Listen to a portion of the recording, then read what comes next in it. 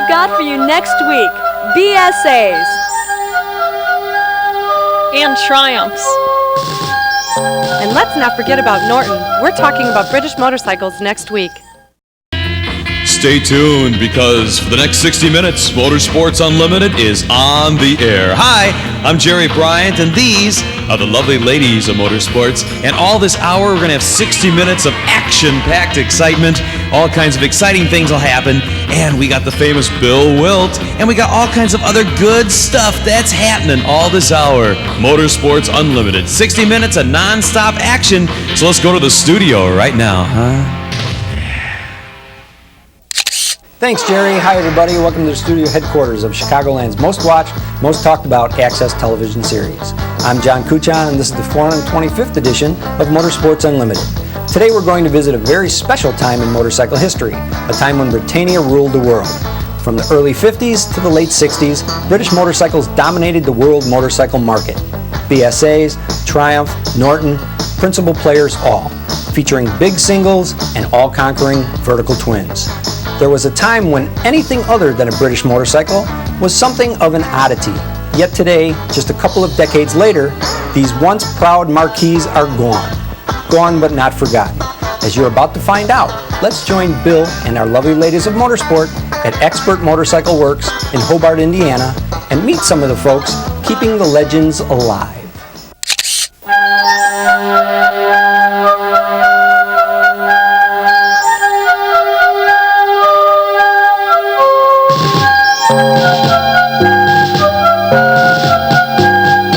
Valerie, you have to admit that I take you guys some pretty special places. Yes, you do, Bill. We are at a motorcycle shop in Hobart, Indiana that has motorcycles. It is a motorcycle dealership for motorcycles that haven't been made in 20 years. How would that be possible? I don't know, Bill, tell me. Well, it's possible for a couple reasons, because there's a lot of enthusiasm in America right now for what is called vintage racing and also vintage motorcycles. Cindy, do you have any idea why that might be? No. I'll tell you why, because there was a golden period in motorcycles, so about the late 50s and early 60s, and maybe throughout the 50s, where there was some wonderful machinery that was made that had a unique feel and a unique characteristic that was only available at that time. And there's lots of people that like to go back and recapture those sorts of things. Now, part of the field that we're talking about is machines that vibrate badly, leak oil, and the lights don't work. Peggy, why in the heck would people be enthused about something like that? Well, you couldn't drive them. It'd be a constant pain in the butt to keep them up and moving. So why would people be so enthusiastic that they would have a huge following, and in fact an entire organization devoted just to racing these kind of motorcycles? What do you suppose it is? What piece of magic in there has people attracted to this sort of thing? maybe the nostalgic part of it, and they're just not made anymore. They're nice bikes to see and have and keep. I mean, they don't make them anymore. So. No, that's not exactly it, but go ahead, Valerie. Do they look hot? Part of it, a little bit of it was looking hot, but there was something else. It's because they have a unique feel and ambiance that is typical of British motorcycles of the mid and late 50s and early 60s. And the last British motorcycle, as far as my recollection is concerned, was made about 1975, was the very last one. So that's clearly 20 years ago now that they made the last one. But there's still plenty of enthusiasm for them. And the reason the enthusiasm, it's not like you think it might be just because they're old, because believe me, what happens when vehicles weren't very good and they just got old, they just got old. There weren't a big group of collectors chasing them. These motorcycles, Triumphs, BSAs, Nortons, have huge followings and a lot of collecting appeal, and there was a reason for it, because they were so excellent in some ways, and even to this day maybe haven't been duplicated. And we're going to learn about all of that stuff today, and we've got some people here that can help us. Please, if you would, folks, come on, please, right on in here. Step right on over here. Don't be bashful. And you are? Yvette Goodpaster. And? Bob Goodpaster. Okay, and Bob here, by the way, is a motorcycle racer still today. Unlike me, because I'm real smart, I knew when it was time to step off. He hasn't stepped off yet, right? You haven't given it up. Oh, no, it's good exercise. May I ask how old you are? 45. And you think at 45 we can still race? I hope to race when I'm 70. Boy, this guy sounds like Dick Mann. What do you think about that, Yvette? He'll never grow up. Well, none of us ever grow up. I will grant that. Now, you probably heard what I was saying on the opening about the fact that I think you would concede. I know you love British motorcycles, but I think you would concede they do leak oil, and the electrics are a major problem. Agreed? Yeah, that's always been a problem. So why the enthusiasm for them? And I can see that you are totally devoted to them and are something of an expert, a recognized expert on British motorcycles. Well, for us, the biggest thing about the British bikes is, to me, it's a bike you can get personal with. You know, there's all the different individuals that come in here. They've all got the same kind of bikes, and they're all different. Okay, but isn't that true of all motorcycling? Yeah, but it's a lot more easier to be personal with the British bikes. You can customize them, and they still look the same. Okay, Yvette, how about yourself? Do you have an enthusiasm for British motorcycles, or does he drag you in kicking and screaming? I like it. It's fun. Do you have a personal favorite? I think the Nortons are Okay. my favorites. Okay, and can you speak with some authority on any of the various machines? Oh, jeez, no. Okay, well, A little bit maybe, but okay, not- well, I'm going to put you on the spot a little bit, hopefully during the course of the program. We're going to put you on the spot a little bit because I want the audience to get a little bit of a feel for this. I think the reason for the enthusiasm for British motorcycles had to do with, number one, I don't think they have ever made finer handling machines than the British vertical twins of, say, the 50s and early 60s. I think they were exceptional handling machines. Beyond that, I think the British motorcycles, very much like the British automobiles, like the Jaguars, and for that matter, Rolls, and even MGs and things like that, have a particular feel about them that has to do with the exhaust note. It has to do, for example, of course, the British twins were all 360-degree crankshafts, meaning the pistons rise and fall together, so there was a very rhythmic exhaust note that I thought was particularly compelling.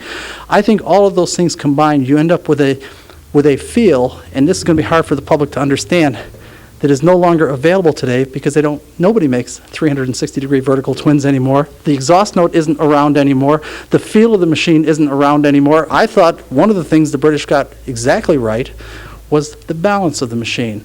Vertical twin, relatively narrow, 360-degree crank, pistons rising, right exhaust note, right. Do you know what I'm talking about? Oh, that's very interesting. Actually, in the late 20s, Triumph made an overhead cam 650 that they opted not to produce because of the weight up top.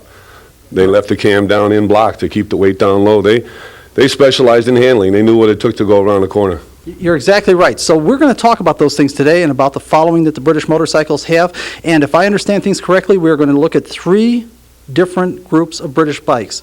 BSA, and now watch this, and BSA stands for? I don't know. Tell her, Cindy. Before something or other Honda. No, that wasn't. What does it stand for? BSA. Bussa. No. I bet. Let's test her. We're going to see if we can show her off. Go ahead. Birmingham Small Arms. You're exactly correct. Birmingham Small Arms Corporation. They were- Exactly correct. Yes. And of course, we've got Triumph and we've got Nortons, and those were probably the three most popular of the British marques. There were others, of course, Royal Enfield and well, I won't get into them. There were many other British brands, but I think those three probably represent the bulk. Correct? Oh, exactly. That's what was brought to America here that we saw a lot of through the 50s.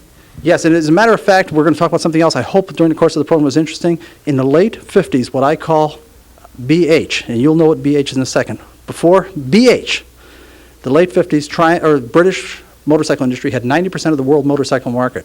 10 years later, AH, they had 10% of the world motorcycle market. They lost almost all of it. What's BH and AH?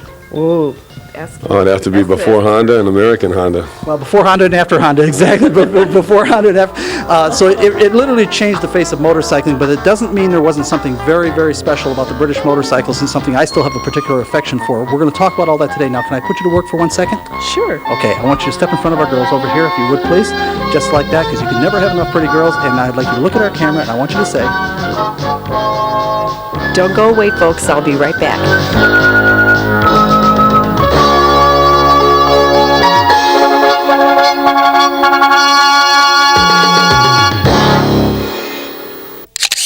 I must admit, I never really heard of BSAs, Triumphs, and Nortons.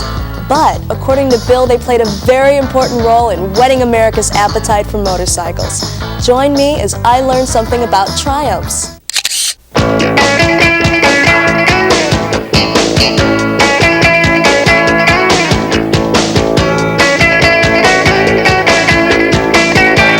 We're starting with our look at British motorcycles today, and we're going to start with the Triumph. And Bob, can you tell us a little bit about this baby here?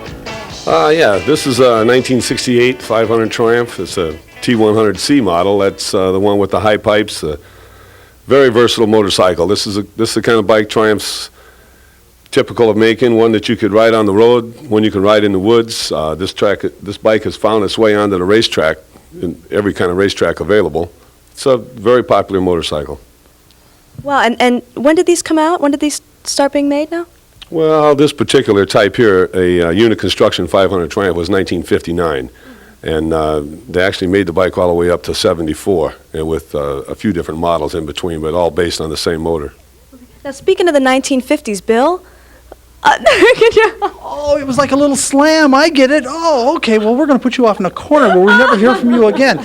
Okay, a couple things real quick. Really, the Triumph Speed Twin. By the way, very cute. The Triumph Speed Twin, if I remember correctly, was developed. Help me. About 1937. Do you recall? Oh yeah, that'd be a good guess right in there. Right, about 1937, and in fact, what the British did was they sort of revolutionized the motorcycle world. Up until that time, of course, you had the Harley-Davidsons with the big V-twins, and Indian with the big V-twins, and a variety of others. But when they came out, kind of post-World War I, pre-World War II, with the vertical twin engine, it was sort of a uniquely British, not that they invented it, others had done it, but they kind of mass-produced the thing, and it was really very important. And the 500cc, when we talk about a vertical twin, folks, by the way, Chuck, if you can come down with your camera shot, we're talking about two cylinders, side by side in a vertical configuration, or sometimes slightly slanted. We're all considered vertical twins.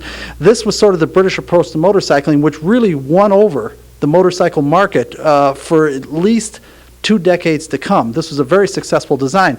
This was a particularly interesting thing. This was one of my favorites, by the way. You take one of these 500 Triumph engines and put it in a Rickman frame, and you had a heck of an off-road bike, right? Oh yeah, that's a heck of a mix-up. Yeah, it really was. These are terrific. And by the way, the high pipes, this doesn't mean anything now, but I can tell you when I was a youngster in the late 50s with my motorcycle, my first motorcycle had a pipe that went down, and I wanted one of those high pipes so bad that I could taste it. Do you remember that appetite for that? Oh yeah. Well, actually, I can remember the time when a lot of people didn't want them, and they wanted the low pipes, but now they're looking for them. Yeah, exactly. Well, I can tell you as a youngster, that was important, yes. Okay, I'm just standing here noticing all these bikes. When were shields put on bikes? None of these have shields on these. When you say shields, are you talking about fairings or are you talking about windshields? Windshields. No, windshields were always part of motorcycling, but windshields were for a different part of it. That's for the touring people. That's for the people that go and ride on the roads.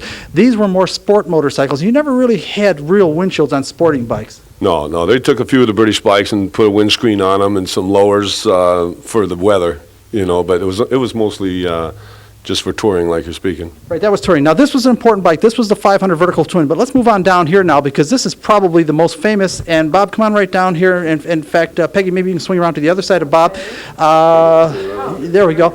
This, of course, is perhaps the most famous Triumph of all, I would say, the Triumph Bonneville. Yep, the Triumph Bonneville. This is the last 650 Triumph Bonneville.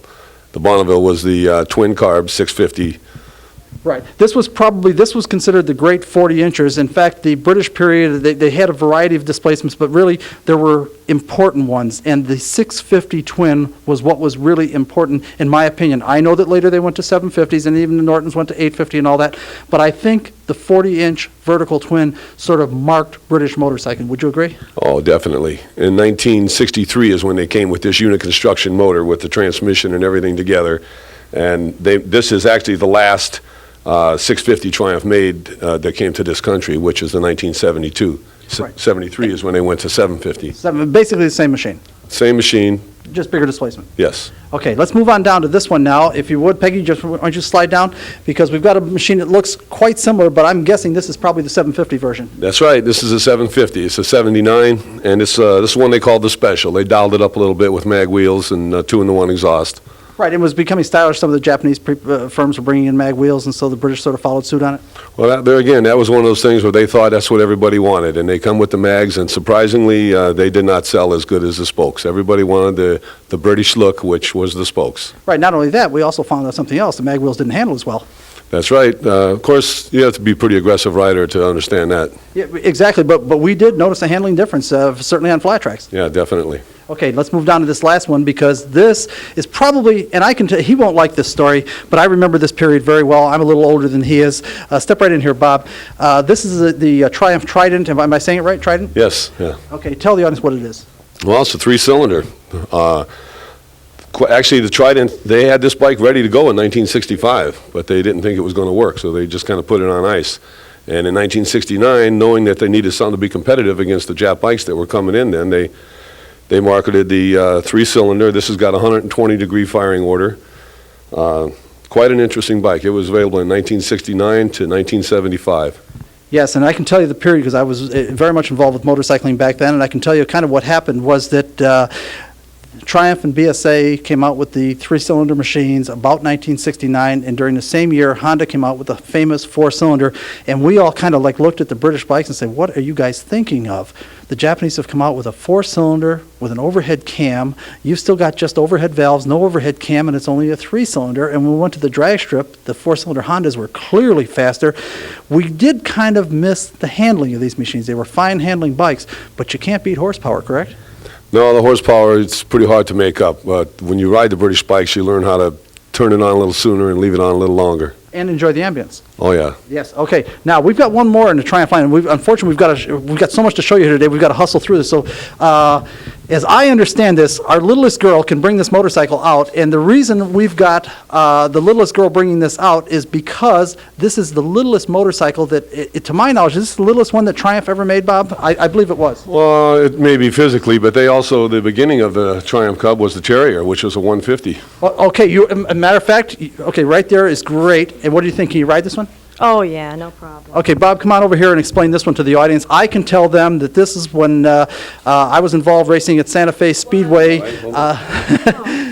You can handle it? Oh. All 100 pounds of you? Oh, yeah. Okay, when I was riding at Santa Fe Speedway, this was Triumph's offering for the short track series. This was a 200cc four-stroke, and in the beginning you had NSU 250s and Triumph Tiger Cub 200s before the two-strokes took it all over. That's right, and the Harley Sprints. The Harley Sprint yes, that was right. pretty dominant at that time. Yeah, the Harley Sprints, NSU 250s, and the Triumph Tiger Cubs. And this is the one that Gary Nixon made go really fast. He sure did. Tell us about it. Give us a tech specs on it. Basically, you probably know as much about it as I do. The 200 cc's, lightweight. Overhead valve, not an overhead cam engine. It's an overhead valve. Yes, and this was, how long did they make the Cub? Do you remember? Well, the Cub probably became the Cub around 1955 or 56 and all the way until 68.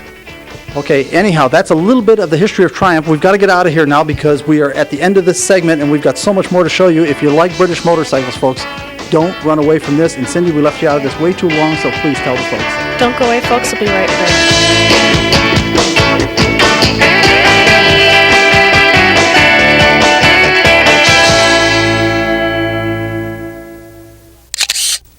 Bill and Bob seem so enthusiastic about British motorcycles, one wonders what happened to these manufacturers.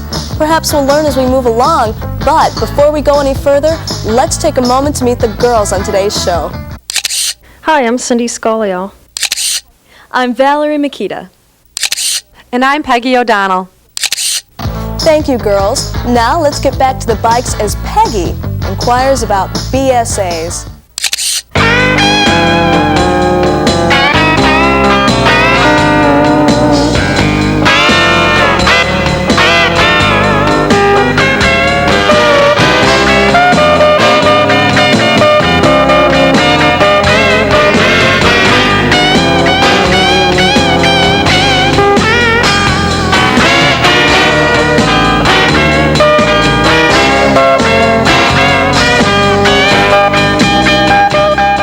Start with the next line of British-made motorcycles by the name of BSA. And I'd like to find out with the name of Birmingham Small Arms why they would make a motorcycle and do they make anything else? Well, BSA, Birmingham Small Arms, they make match rifles. They're one of the rifle manufacturers, one of the first match rifles that were made, I suppose, 1600s. Oh, I didn't know that. That was new to me. And if I could bring Bill in here to help me out here with the rest of the questions. Yes, as a matter of fact, Peggy, good question. The question that you're talking about here is why Birmingham Small Arms Corporation be making motorcycles. Well, you have to understand, back at the turn of the century, the British were probably better at metalworking than anybody, but what they were doing was making things like swords, like Wilson, things like that, swords and ships and stuff, so it is not unusual for companies in those lines doing metalworking when this contraptions came along with internal combustion engines and everything, just to start, let's establish a line of this. So the British Small Arms Corporation developed the BSA motorcycle line. Now, if you would, I want you to go over there on the other end, because this, you may or may not know, is one of the most famous motorcycles in the world. And Valerie, do you have any idea what it might be? It's a, is this it? No, that's a Magura lever. That's just a replacement lever. That is more. That is Magura. Yes, that is the. No. What this is you can't talk about BSAs without talking about the Gold Star. The Gold Star, he might not agree, but the Gold Star might be the most famous of all BSAs. Tell us about it. Oh, the Gold Star definitely today is one of the most sought after BSAs. Through the 50s, especially the late 50s, in this case this is a 59, the Gold Star developed into the DBD-34, which was the aluminum cylinder, aluminum head. Therefore, it took all the weight off of the bike, and the handling qualities were fantastic and so versatile. They rode them on the road, they raced them in every aspect of racing. This one is not completely stock, but this is pretty much what everybody did to them when they got them in that time. They wanted the little seat, the small headlight, the custom muffler, make a little noise. Okay. Yes, Peggy. What year was this one? 1959. Okay, as a matter of fact, these are actually very important motorcycles. In fact, we haven't said it. These were 500cc single cylinders, one big thump, thump, thump, thump, thump. It was like riding a machine gun. I remember it very well. But interestingly enough, because of the fine handling of these chassis, these were extremely sought-after motorcycles for road racing purposes. And interestingly enough, and this will shock a lot of the youngsters today, this same machine was used for motocross. Oh, motocross, any of the dirt track riding. Can you imagine that today, using the same machine for road race and motocross?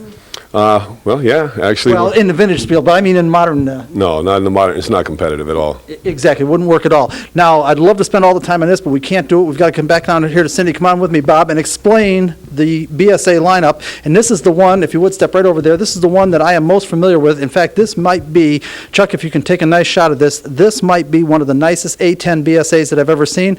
And A10 meant that it was a separate engine and transmission with a primary drive in between. This is one of the prettiest I've seen. It's 40 cubic inches, which is 650 cc's, and I have to take a look. It's a single carb model. Tell us the rest of it that I haven't said.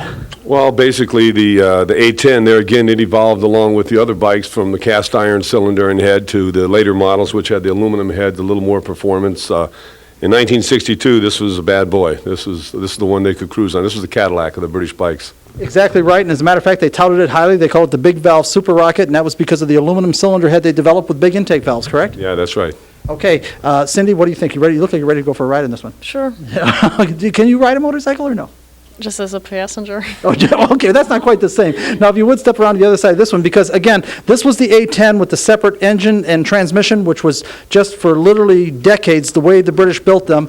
But then with the pressure of the Japanese motorcycle manufacturers coming in, this is the later, I believe this was called an A65, and they made them as Hornets and Spitfires and Lightnings, if I'm not, help me. Yeah, and they had the Thunderbolt also, which You're right, it's single carb. the single carb model.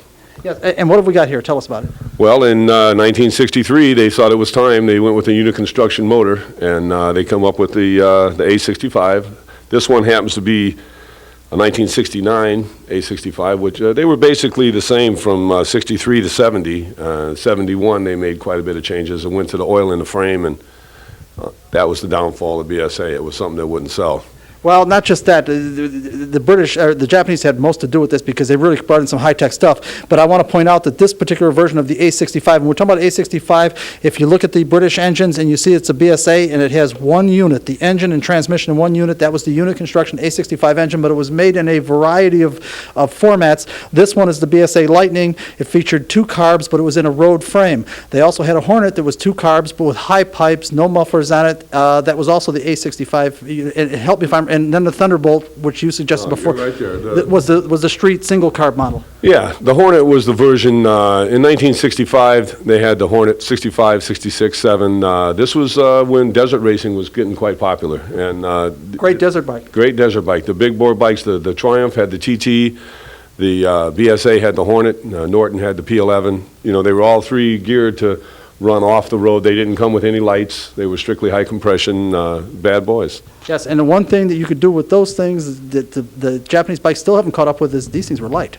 Oh, very light. Yeah, you're looking at 375 pounds You're exactly right, especially in race trim. Now let's move down to the last one. And again, I hate to rush you through all these great motorcycles, but we've got so much to show the folks, and the time always runs out on our program.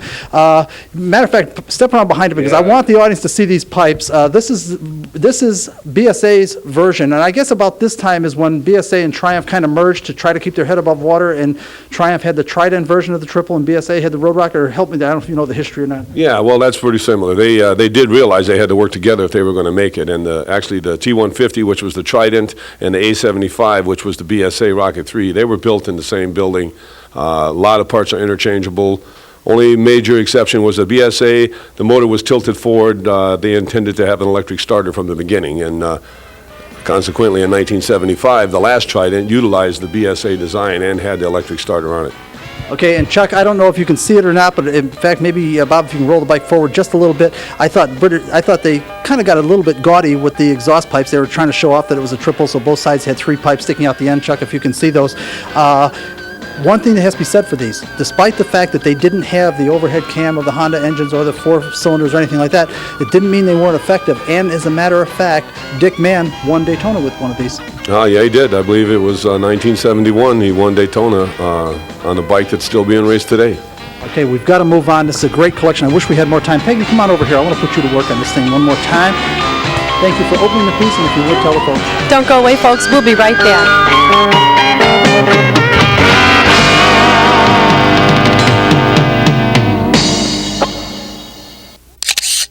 Now it's time to look at Yvette Goodpasters' favorite line, Norton.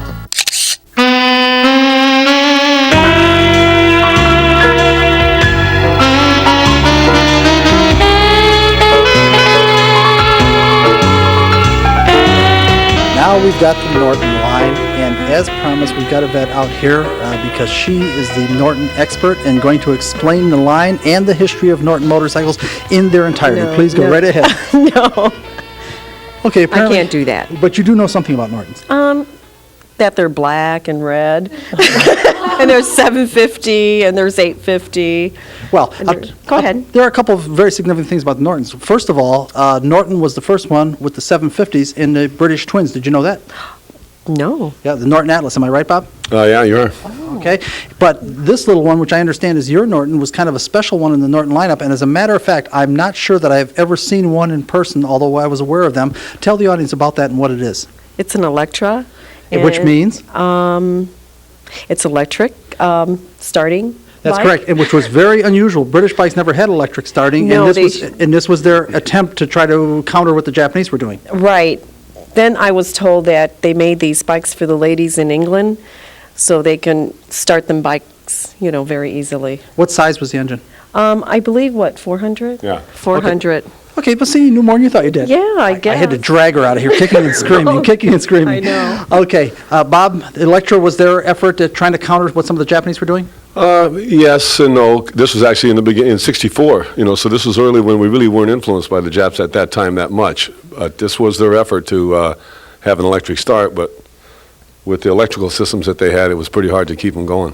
Right, they had all they can do to keep the lights working, let alone worry about electric start. Yeah, this bike in particular, it was a 6-volt systems is what they had back then, so this has got 2 batteries hooked up in series to make 12 volts. Does it work?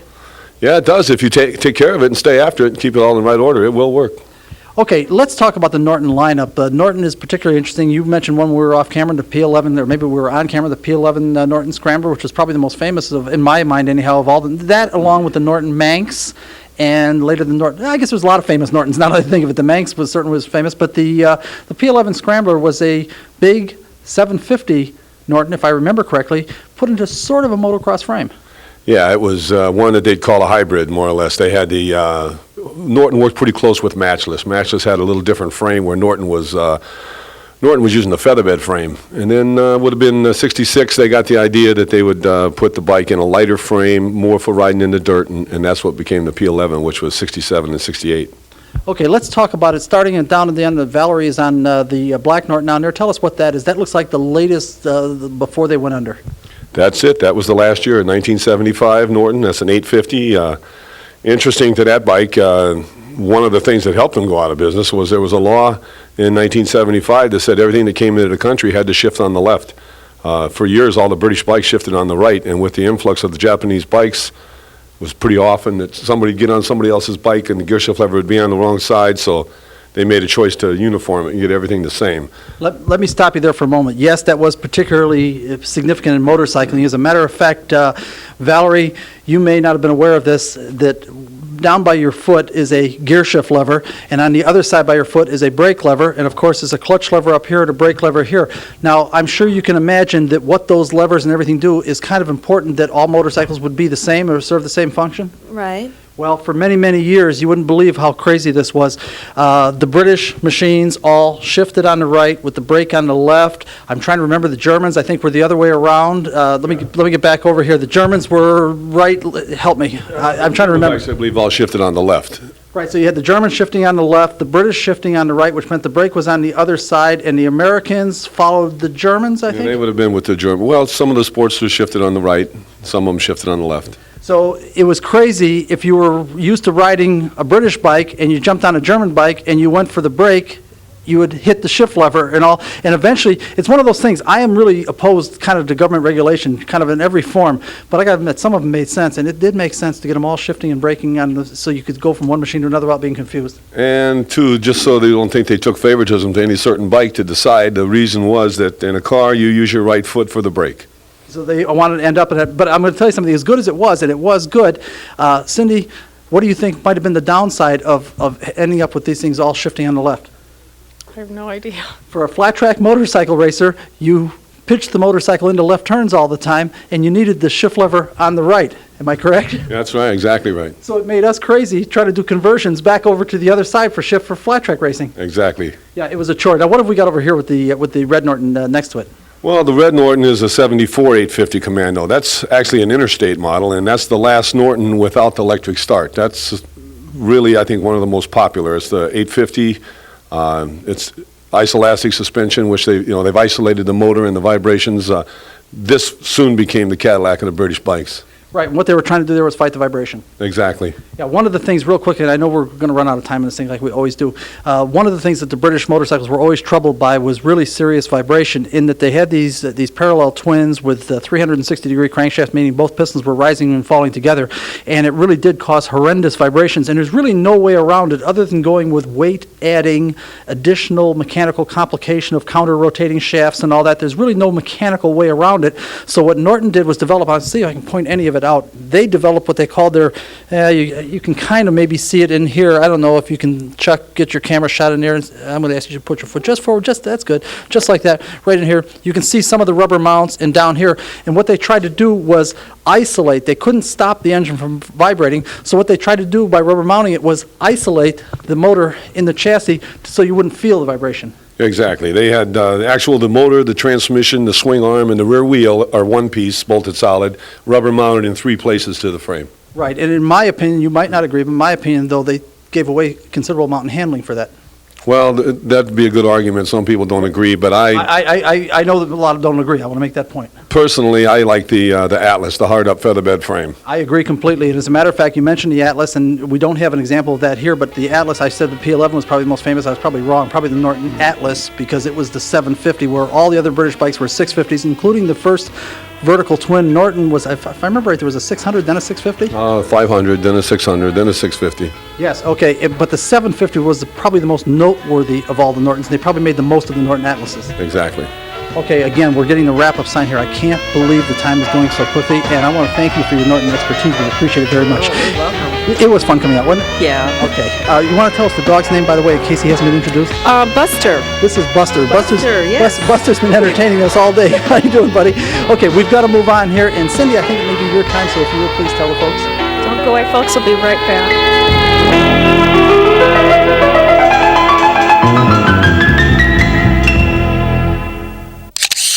These bikes are really quite handsome. It's a shame BSA, Triumph, and Norton all went under. That hasn't kept people devoted to what these machines had to offer, from resurrecting them and even creating racing classes in which to show off their attributes.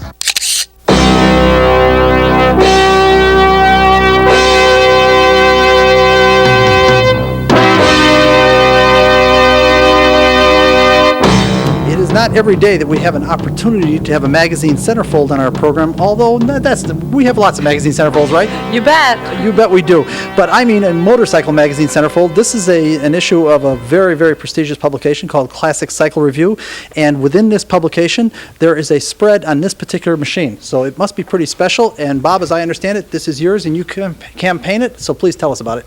Yeah, this is the Norton that I race. I race vintage road racing with it. It starts with a 1962 frame from a 650 Norton. It's a featherbed frame. It's got a 72 750 Commando motor in it. Little mixture here and there, a lot of homemade pieces put together. It gets around the track pretty good. Okay, I also noticed here that this is American Historic Racing Motorcycle Association. I don't know, Chuck, if you can get in tight on that, if it's readable to the audience, but that's what it says. Tell us about that organization. I assume that's what you run with. Yeah, it is. ARMA is an organization that started, I believe, in 1982, starting to run the British bikes, the European bikes, any of the older bikes that are pretty much outdated now. Too many of these bikes, how should we say, they become non-competitive against the new modern bikes, so they've just been put off in the closet and not raced anymore. Well, within the last 10 years, they're bringing them out of the closet, and it's growing rapidly. We're having had so many riders. I think there was like almost 800 riders at Daytona this year, 29 countries represented. A real big thing now. And I understand one of my old friends, George Wills, ended up winning class down there? Yes, he did. Georgie Wills runs the Harley Davidson, the tank shift, and the dirt track, and he goes really well on it. Yeah, I'm glad to see that. He was always a fine dirt rider. Anyhow, we got so much to cover here today. Real quick, I want to show the audience when he says he's put a lot of things together here. This has one of these, I'm going to call them Hi-Vo belt drives. Well, give me the proper name if I'm not correct. Well, it's a Unity belt drive. You're exactly correct. I picked the name out wrong. And this is something that I think should lengthen the lifespan of both the engine and the driveline because it gives a little bit of a cushion between the two. Well, especially the driveline. It takes all that weight off the end of the main shaft and gets rid of the flex. Okay, they are wrapping us up again. We got lots to show you here, folks. Don't run away from this program. You're not going to believe the stuff that you're going to see here in a minute. And what I'm going to tell you real quick is I hate to tell you what I'm leaving out today. You wouldn't believe it. Valerie, tell the folks. Don't go away, folks. We'll be right back.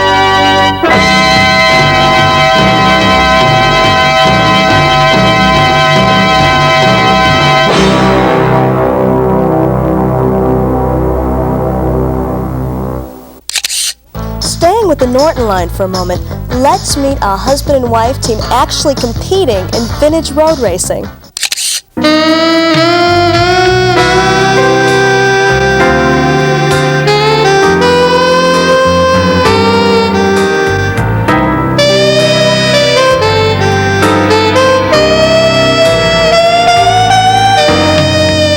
Continuing with the Norton Racers, and apparently this shop down here must be a hotbed of Norton activity.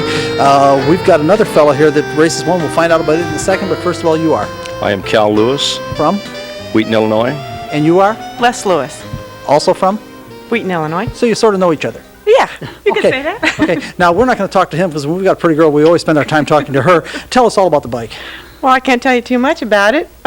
You'll have to talk to him. I have to talk to him? Okay, well, this happens to us all the time, but I try. Go ahead and tell us about the machine. This is a 72 Norton Commando. It's a combat motor. It is pretty much a stock motorcycle, engine, transmission. The only real differences are Ducati front end and a Ducati rear wheel. Okay, Norton devotees would die for that, putting Ducati parts on it. Well, not really. When you're road racing, you need a lot of brakes, and you need the replaceability of sprocket on the rear wheel, and the Ducati parts offer that. So apparently that's legal then in vintage racing to mix parts? It is if they are a period product, and these were off of motorcycles of that period. So in other words, you couldn't put, for example, a 1995 Kawasaki Ninja front end on here. That wouldn't be legal. No, not at all. It has too many technologies that we didn't have back in the days of vintage racing. Okay, I learned when we were off camera, you will forgive me if I say this, that you're not 16. If you don't mind me asking, how old are you? 45. And you told me you just started motorcycle racing? I started racing thanks to the people in this shop in '92. It was my first trip to Daytona. Why'd you wait so long? I was a little afraid of doing something like that. Well, you should have been. That was good sense. Take it from a guy that raced motorcycles for many years. You almost escaped. You almost dodged that bullet. Now, I got to ask how you feel about this. Well, I started riding my motorcycles when I was 10, so I kind of got him into it. And when he wanted to do it, I said, go for it, because it's your one and only chance. Now, wait a minute. The girl brought the guy into it? Yes. Oh, boy, you got the right one with you, I think. Pretty lucky guy, huh? Boy, I would say you definitely are pretty lucky. Well, listen, I can hear we're getting a wrap up because we got so much more to show the folks. Can I put you to work for 1 second? Sure. This is real easy. I want you to look at our camera right over there, and I want you to say, Don't go away, folks. We'll be right back.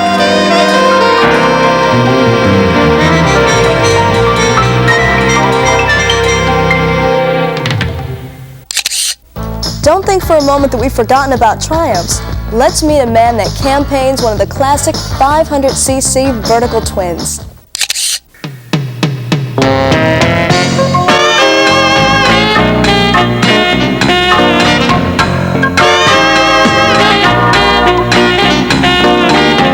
we are back with the Triumph motorcycles now, and this looks like one of my favorites, the 500 Twin, very similar to the ones that Gary Nixon used to ride, and our motorcycle racing fans will recognize that name for sure. And I'm going to do this real quickly, that it used to be for flat track racing, AMA flat track racing, that they allowed the flathead engines to be 750s, but the overhead valve engines had to be 500s. Thus, we had the 500 twin-cylinder Triumphs running against the V-twin flathead Harley-Davidsons.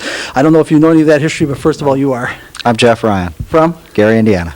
Okay, did you know any about what I was talking about? Sure, yeah. I used to watch that racing, and that's why I run a 500. I love that era and love that racing and love racing against the K-model Harleys. So you still enjoy it? Oh, sure do. Okay, please tell us about the machine. What have we got here, and what do you do with it? We got a 66 Triumph 500 with a 70 motor, fairly highly modified. A lot of the bits and pieces specially made for the bike here in this shop.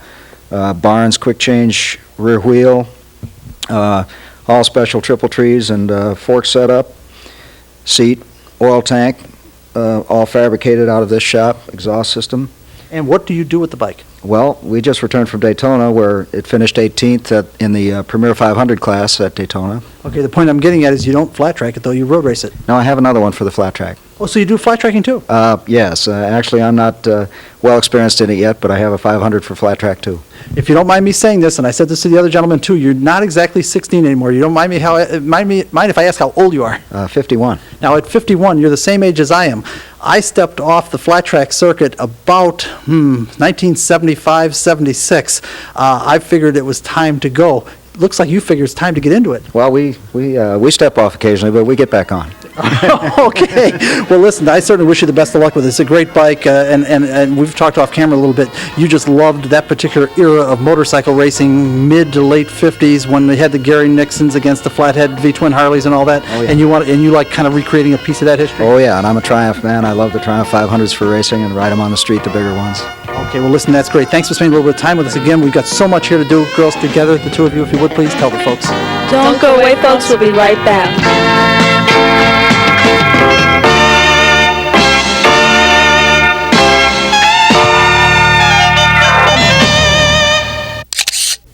One can't help but be impressed with the devotion these folks have to their various favorite British motorcycle design.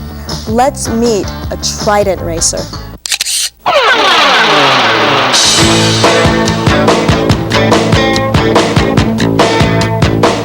There are some old-timers like myself that have a hard time accepting the... Excuse me? What was that? Now he's laughing. We haven't even introduced him, and he's laughing. What is this? Please, tell us who you are. My name's Dan Jacobs. Where are you from, Dan? Michigan City, Indiana. Okay, what I was starting to say before I was so rudely interrupted by Valerie over here is that some of us old-timers have a hard time accepting three-cylinder motorcycles as Triumphs and BSAs, but I suppose they are because this was kind of at the final part of the manufacturing cycle of Triumph and BSA, and I suppose younger guys like yourself kind of accept them fully, right? Yeah, I kind of think so, but I'm not that young. Well, I got news for you. Don't feel bad, because when I was in my teenage years in the mid to late 50s, there were lots of guys there that wouldn't accept the twins as British bikes. They thought all British bikes would be singles. So to me, the British bikes would all be twins. In any event, tell us a little bit about what you've got and what you do with it. This is a 69 Triumph Trident, and I road race it for the ARMA road racing organization. Okay, and how do you do with it? I do pretty well. I finished well on it last year. I finished 5th in the country on it, so I was pretty happy. Now, you have two motorcycles here. We're going to look at the other one in a second. This one happens to be the biggest of what the British made, and it was a three-cylinder. Right. And the other one is I believe, a 441 Victor? No, it's a 500 BSA single. Okay, but based on what I call the Victor design? Yeah, it's a Victor. Right. Okay, why the contrast? Why a big one and a little one, I guess I'm asking? Well, I got started on the 500, and I just kind of always loved to ride the triple because I've always ridden the triple, you know, and it was just a natural progression. And my brother, he always had a triple, and so I really got into riding this to ride in the class. Well, actually, to ride in the class with the rest of the guys because I rode the 500 by myself, and everybody else was always out racing and having fun. So I said, well, I got to get in that class, and there I got my triple. Okay, well, most guys are either, if you're a single guy, you're a single guy. I mean, guys that are into singles, all they want to do is touch singles, and guys that are into the multiple cylinder ones, that's why I'm surprised to see one guy with both. Well, I don't know why. I just like them both, and I just really enjoy it. Okay, well, here's an enthusiast for you. Now, what we're going to do is we're going to move quickly to take a look at the other machine, but I want the audience, Chuck, if you would, take a good shot of this engine so we can see that this is 3 cylinders, and pull back a little bit if you can to show off that it is a very large motorcycle, and I want to contrast that with the other bike, and he uses them both for the same purpose. Valerie, if you would, tell the folks. Don't go away, folks. We'll be right back.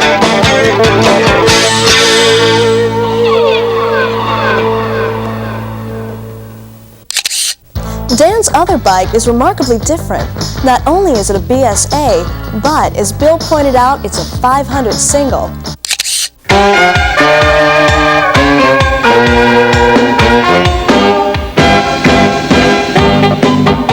Hopefully it's obvious to the audience, although this doesn't always work like I'd like it to on television, that this is a significantly smaller motorcycle, particularly the engine. This is based on, we showed you a Gold Star BSA earlier, which was the classic 500cc cylinder, 500cc single cylinder engine of all time. And later on in the British corporate life, they came out with the 441 Victor, which was a significant redesign, and they later enlarged it to a 500cc displacement, which I believe is what this is, but most of the guys wouldn't have considered it a Gold Star. Agreed? Agreed. Yeah, okay, tell us what we've got. It's a 500 BSA MX that's had all the work done here at Expert, and it's a pretty good, strong runner. Okay, as a matter of fact, this is one of those, and Chuck, if you can get your camera shot in on it, this is when the British started putting the oil in the frame. I noticed that you Right. still use the original factory frame. Right, I do. It's a beautiful frame. As a matter of fact, everybody that rides them really enjoys them. It's really a good road race frame.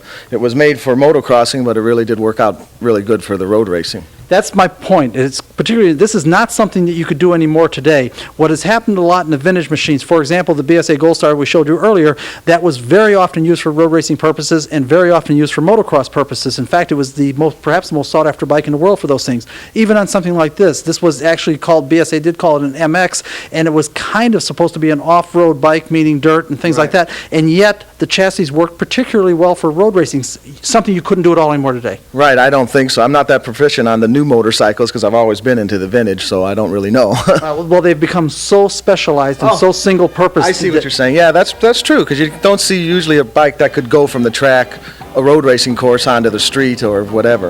Right. As a matter of fact, if you've ever seen the Kawasaki Ninjas, what we call the crotch rockets, where the guys are all bent over and crouched down, have you seen those kind of bikes? Yeah. Yeah. Can you really imagine that on a motocross course? I don't know. As I say, it really wouldn't work that way at all anymore. Anyhow, I want to thank you once again. You're trying to tell me something. What? She's going nuts over there. Yeah, I know. I know. Please tell the folks. Don't go away, folks. We'll be right back.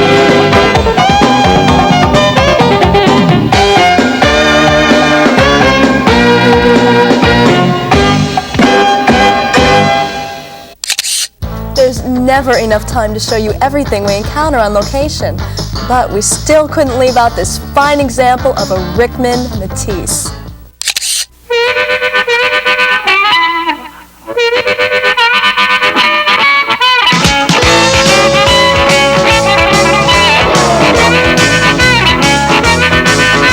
One of my favorite, I don't even know how to say it because it wasn't a manufactured motorcycle, but what we call the Rickman Matisse. This was a chassis company in England. I mentioned earlier about how the British have a unique ability to make great chassis. Well, it wasn't just the manufacturers, it wasn't just the Nortons and the Triumphs and the BSAs that could do a good job at it. There were small companies. I'm thinking of Seeley for one, and of course Rickman was another one. What this is a Rickman frame, which is made of 531 Reynolds tubing. God, I'm getting old. 531 Reynolds tubing, and it's constructed in a unique way. I want to take just a moment to point it out. 531 Reynolds tubing is the British equivalent of 4130 chromoly aircraft tubing in this country, and we all know that it's a very difficult material. It's very tough, very strong material, but the problem is it's heat treated. When you weld something that's heat treated, you destroy the heat treatment, at least in the welded area. Now, everyone has this problem. In America, what we do is we TIG weld things, or Heliarcus is perhaps more commonly known. But what they did in Britain was was quite different. And Chuck, if you would, come in here real tight. What we've got here is, can we see this joint? Is that seam visible? You'll have to nod your head for me. Okay, what we've got here, this entire thing is brazed together in order to keep the material more close to its as-created state.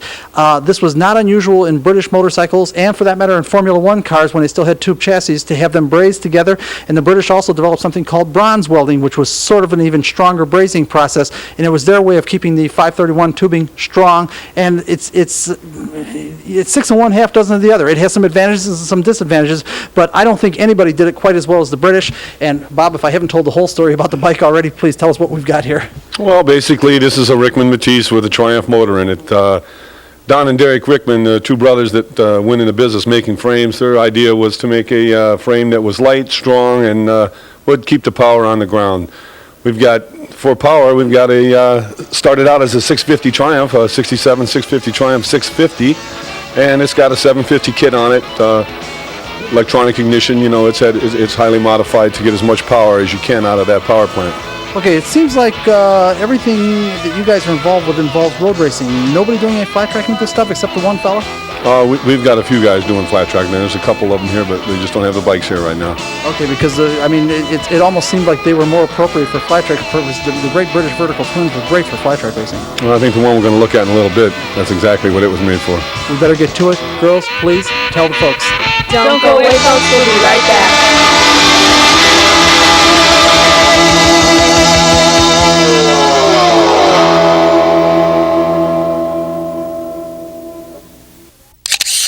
Well, it's time to wrap things up. Bill always liked dirt and BSA, so when he spotted a fine example of a Rickman off-road chassis fitted with a unit construction A65 650 BSA engine, he just had to show it to you.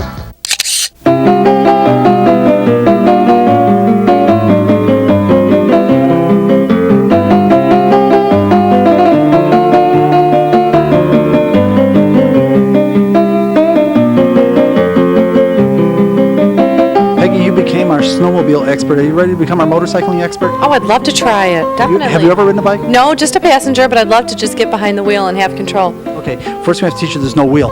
Now, let me get over here, because once again, we've got another, folks, if you wouldn't believe what I'm not showing you here today. This is one of my all-time favorite motorcycles. It, again, uses one of those Rickman frames, but this is in an off-road machine. This, with the, I assume that's a 650 motor, or has it got a 750 kit in it? No, that's a 650 BSA. 650 A65 unit construction BSA engine in the Rickman Matisse frame? That's right. Okay, this has got to be a heck of a fun woods bike. Oh, it does. It handles fantastic. Okay, we've got another person on the set with us here, and I want to first have him have a chance to introduce himself, and you are? Wes Goodpaster. Okay, you're the son. Mm-hmm. Okay, the question I've got, how old are you? 12. Do you know how to ride a motorcycle? Mm-hmm. Okay, is this the one you want? Yeah. Or do you have favorites? Do you like road racing, or do you like dirt, or what do you like? Dirt. Okay, yeah, I kind of like the dirt myself.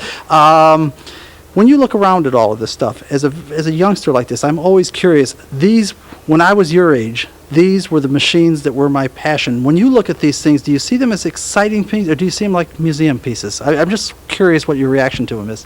Fun. Exciting. Fun and exciting. Do you have a favorite motorcycle? And you better not say Honda, because he'll kill you. No, I don't. You have no favorites. You like them all? Oh, wait a minute, she's whispering. That's not fair. Wait a minute, Mom. You can't whisper his favorite to him.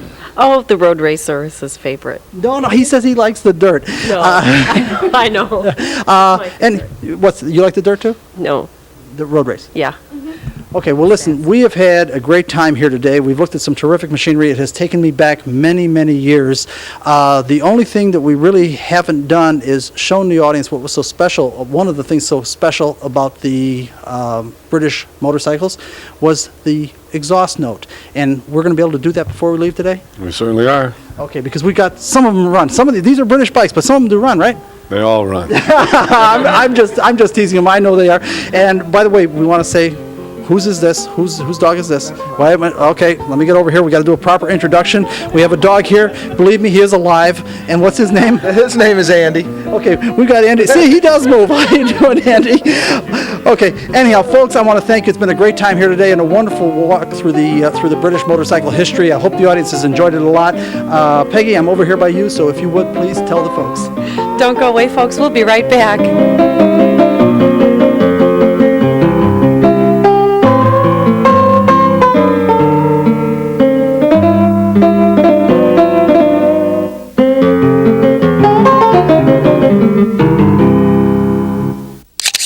British motorcycles featuring fine handling and great power in a refined, properly sized package. They may have had more to do with popularizing motorcycling in America than any other entity. Unfortunately, we're out of time for today with only enough left to acknowledge the fine work of our award-winning production team, including Chuck Itzenthaler, Keith Hansen, Chris Schutz, Mark Llewellyn, and Tom McGrady. Special thanks to JBTV's Jerry Bryant. Music is created for us by Fireside Recording Studio in Westchester, Illinois, and by independent artists Roger Pauly and Jerry Herbert. Of course, as always, we have to thank the stars of this edition of Motorsports Unlimited: Peggy O'Donnell, Cindy Scolio, Valerie Makita, and our host, Bill Wildt. Me, I'm John Kuchan, thinking wistfully about times gone by. Even motorcycles were simpler then. Thanks for watching. See you next week.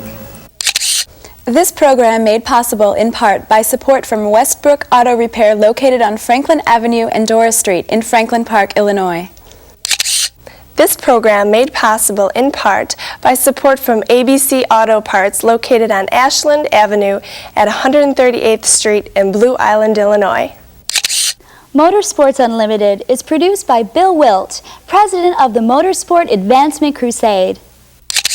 This program made possible in part by support from Cove Auto Care Center, located on 22nd Street and Finley Road in Lombard, Illinois. This program made possible in part by support from CarQuest Auto Parts of Justice, located on South Archer Road, about 7500 South in Justice, Illinois. Bet you thought we forgot about letting you hear the exhaust note of a traditional British vertical twin. We haven't.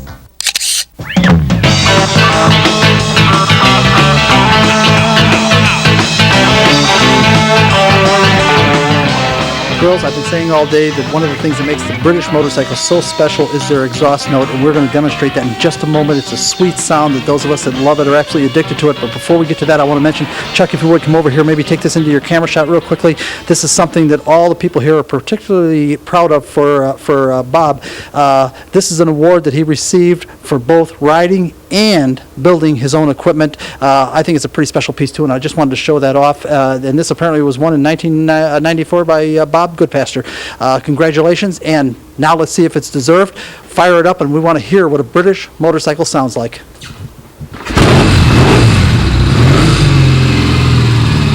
Now, to those of us that are addicted to that vertical twin 360-degree crankshaft sound, that's like music to our ears. What do you think? Do you like it? Oh, Say I yes? love it. Oh, yeah. Together, everybody. Don't go away, folks. We'll be right back.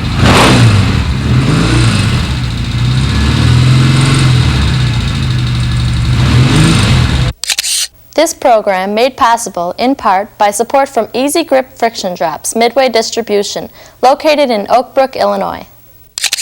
This program made possible in part by support from Dependable Carburetor, located on 35th Street, just west of Ashland in Chicago. The Motorsport Advancement Crusade is a non-profit organization dedicated to the preservation and enhancement of motorsport. We are entirely funded by voluntary contributions. For more information, write Motorsport. Oh, you can write the whole thing, Motorsport Advancement Crusade, if you like. But mail gets to us just fine, addressed Motorsport, P.O. Box 66242, Chicago, Illinois, 60666, or just call area code 312-478-4224. We enjoy hearing from our audience and encourage you to call or write.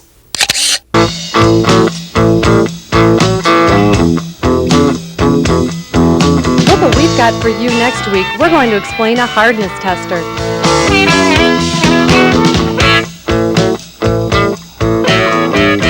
And we're going to show you how to drill and tap a hole.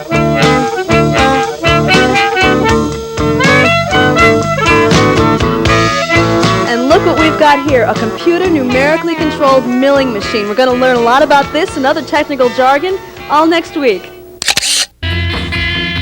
So that's it, another edition of Motorsports Unlimited and the lovely ladies of Motorsports. And be with us next week because we'll have something real exciting. Bill Wildt's going to have the lovely ladies, and just about anything can happen right here on Motorsports Unlimited. Every week at this time, we bring you the best in motorsports. So, be seeing ya. Bye-bye. And keep on rocking.